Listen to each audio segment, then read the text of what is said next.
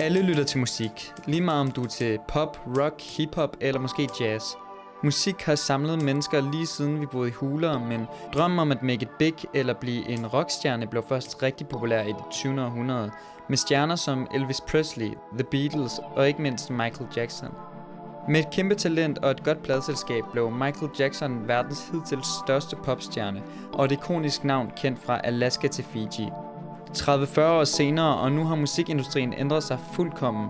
Nu er det ikke længere MTV-musikvideoer og plader, men TikToks, streamingtjenester og algoritmer, der afgør, hvem der bliver det næste store hit.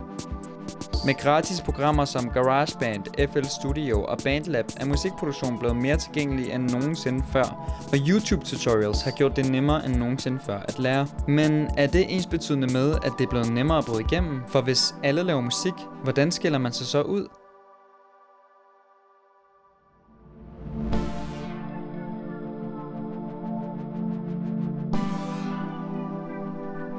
Okay, lad os starte med at besøge Jens, en ung DJ fra lokalområdet, og høre om hans forholdsmusik.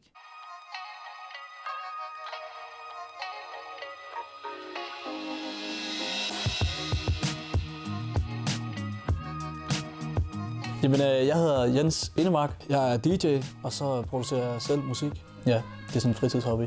Ja.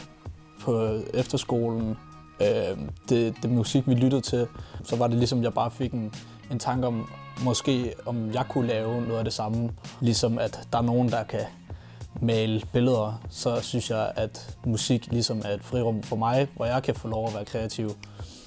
Så her er det et projekt, jeg næsten er færdig med.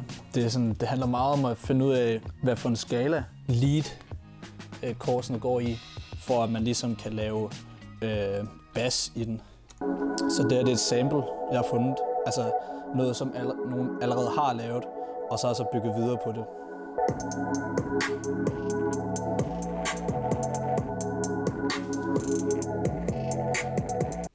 Så det var lige en smagsprøve på det.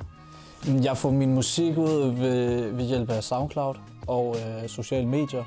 Det var ligesom et medie, som fungerede rigtig godt på efterskolen, fik jeg indtryk af, fordi at der var rigtig mange, som hørte specielle sange og sjove sange inde på SoundCloud, og der kunne jeg mærke, at der ligesom var et vis forum derinde af meget unge mennesker, som også lavede sjov musik. Det er det medie, jeg bruger mest, også fordi jeg føler, at Spotify er lidt mere seriøst.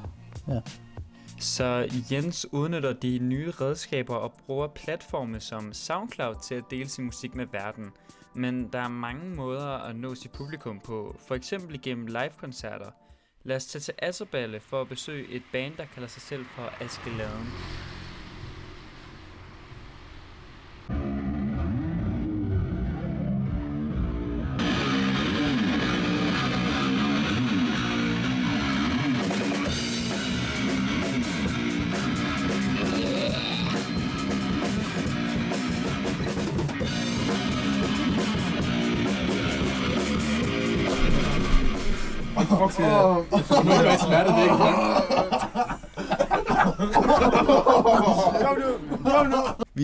Vi er Askeladen.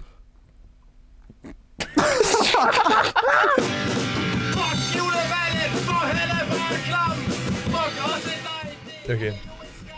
Vi er et metalband fra Sønderborg, hvor vi er 4 gutter, der mødte hinanden på gymnasiet, og så begyndte vi at spille musik sammen. Det hele startede med, at mig og Jakob, trommeslager, vi... Hvordan skal jeg formulere det?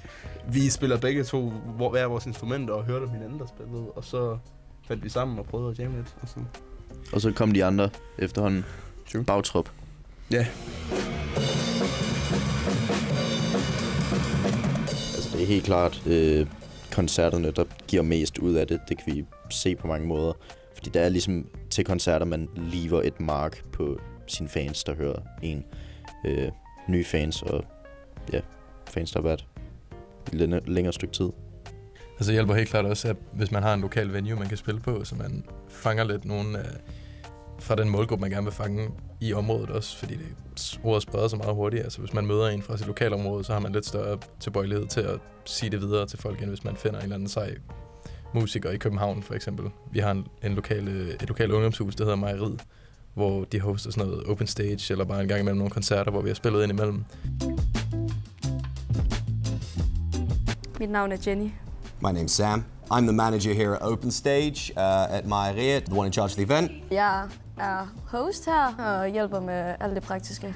Mejeriet is a venue designed for like youth culture in and around Sønderborg and to give a platform for self-expression through music, through art, through social organizing as well.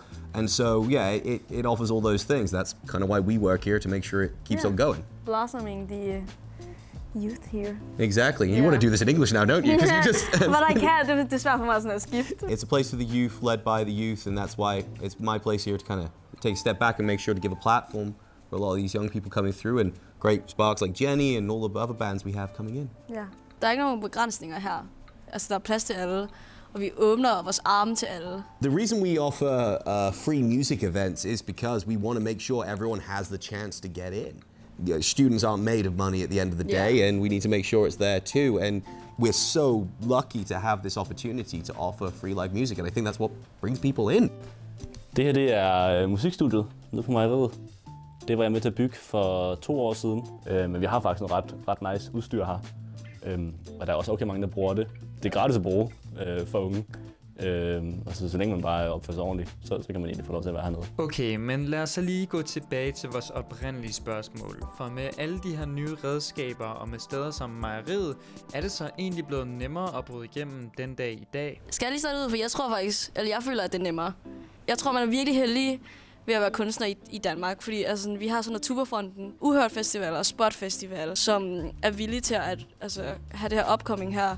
Yeah, I'm in my 30s, so I have the benefit of a little bit more Experience. back in time. I remember the craziness of finding out that there's this band called the Arctic Monkeys who had a MySpace. Jeg tror, det bliver nemmere at bryde igennem med musik i dag på grund af alle de sociale medier, vi har. Altså eksponering på de sociale medier er fantastisk god.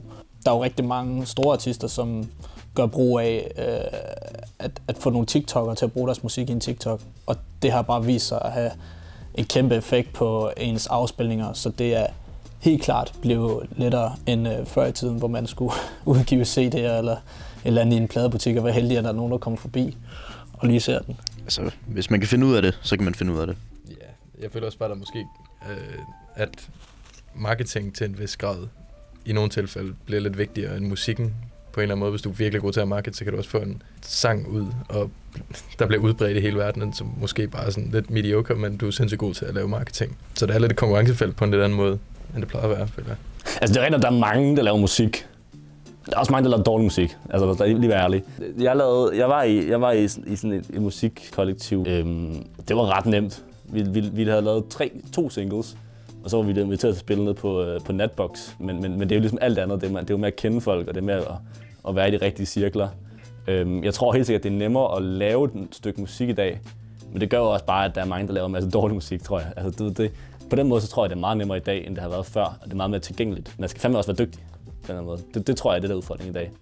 Sørg for at gøre marketing underholdende, og ikke bare være marketing for, bare for at skubbe det i folks ansigt, men sådan lave en eller anden sjov joke ud af det, frem for at gøre det tungt og slavisk. Så har vi jo også lavet en musikvideo, også for ligesom udbrede, altså musikken gå i det dybere niveau, altså sådan med symbolik og sådan lidt med, generelt artistisk. Det er jo ikke fordi, at...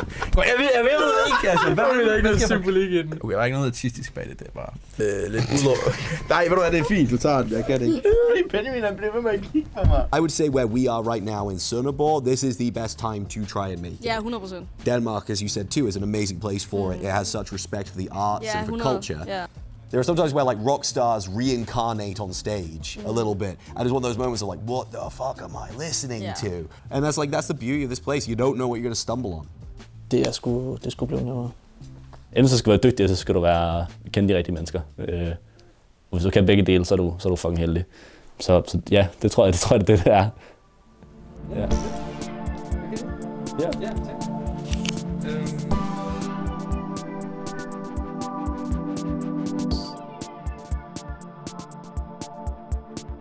Du kan finde os på Askeladden Band på alle sociale medieplatformer og Spotify. Statsskolen, jeg tror på jer. Kom ned på Mejeriet. Hvis man gerne vil, så skal man nok opnå et eller andet i hvert fald, er jeg sikker på. Skud til Mejeriet. Skud til Slagteriet.